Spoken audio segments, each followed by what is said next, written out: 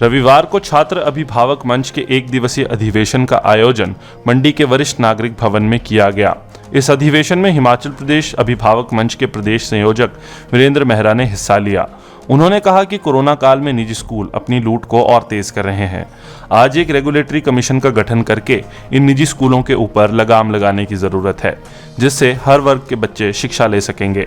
उन्होंने कहा कि निजी स्कूल बच्चों को और उनके पेरेंट्स को माननीय हाई कोर्ट का संज्ञान देकर प्रताड़ित कर रहे हैं, जबकि हाई कोर्ट ने कहा है कि केवल ट्यूशन फीस ही अभिभावकों से ली जाए। इस अवसर पर 25 सदस्यीय एक कमेटी का गठन किया गया। इस कमेटी का अध्यक्ष सुरेश सरवाल को बनाया गया। अभिभावकों की लूट को कम करने के लिए और प्राइवेट स्कूलों पर लगाम लगाने के लिए छात्र अभिभावक मंच ने निर्णय लिया है कि आने वाली 4 फरवरी को जिला उपायुक्त को ज्ञापन सौंपा जाएगा तथा आने वाली विधानसभा बजट सत्र में विधानसभा के बाहर प्रदर्शन किया जाएगा। आज मंडी में जो अभिभावकों की ये बैठक रखी गई है निजी स्कूलों के अंदर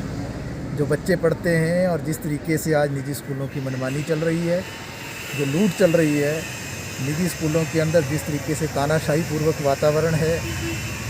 जो बेलगाम फीसें हैं और उन फीसों को ना चुकाने पर जो अभिभावकों और बच्चों की जो प्रताड़ना है,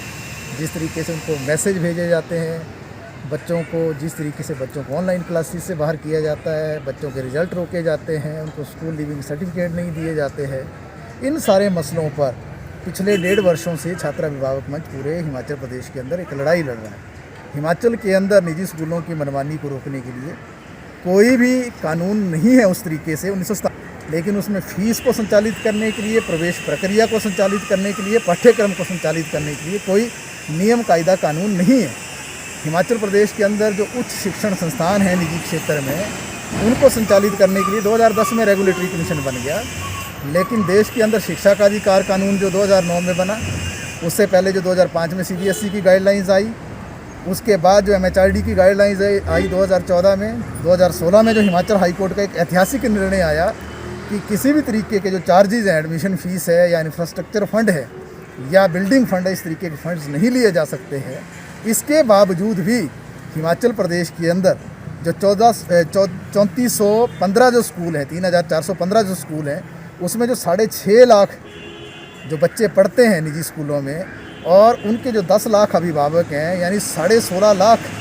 प्रदेश की जनता का ये मसला है। निजी स्कूलों के अंदर जिस तरीके की मनमानी की जा रही है, कोरोना काल में भी आपने देखा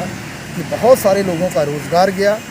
बहुत सारे लोगों का जो है अगर कोई कारोबार में था उस तरीके से वो कारोबार, बावजूद भी हिमाचल सरकार की ओर से, शिक्षा निदेशालय की ओर से जो कार्रवाई होनी चाहिए थी, निजी स्कूलों की फ़ीस पर रोक लगनी चाहिए थी, केवल अखबारी बयान हुए, केवल जो है टिप्पणियाँ हुई, उस तरीके से सरकार ने कोई सख्त कदम नहीं उठाया, जिसके कारण जो आज हज़ारों रुपया फ़ीस वसूली जा रही है विभिन्न नामों से, कभी स्मार्ट क्लासरूम, कभी ई-केयर चार्ज, कभी जो है उसको बिल्डिंग फंड का नाम देते हैं, कभी स्पोर्ट्स फंड का नाम दिया जाता है, कभी मिसलेनियस चार्जेस का नाम दिया जाता है, कभी एनुअल चार्जेस का नाम दिया जाता है। इस तरीके से जो लूट जारी है, और इस लूट को रोकने के लिए पूरे प्रदेश के अंदर जो है छात्र अभिभावक मंच जो है अभिभावकों को लामबंद कर रहा है। उसी प्रक्रिया के तहत आज मंडी में ये बैठक कर रहे हैं और जो विधानसभा का भी आने वाला सत्र है, बजट सत्र, उसमें अभिभावक मंच ने ये निर्णय लिया है कि अभी बजट सत्र में अभिभावकों को लामबंद करते हुए प्रदेश से वहाँ पर घेराबंदी की जाएगी विधानसभा की, और एक कानून बनाने की मांग और एक रेगुलेटरी कमीशन जो है उसको स्थापित करने की मांग की जाएगी, और जो निजी स्कूलों की मनमानी है, लूट है, जो भारी फीसें हैं, उसको रोक लगाने के लिए जो है सरकार से मांग की जाए। इसी उद्देश्य से आज की इस बैठक का। हिमाचल दस्तक वेब टीवी के लिए मंडी से धर्मचंद वर्मा।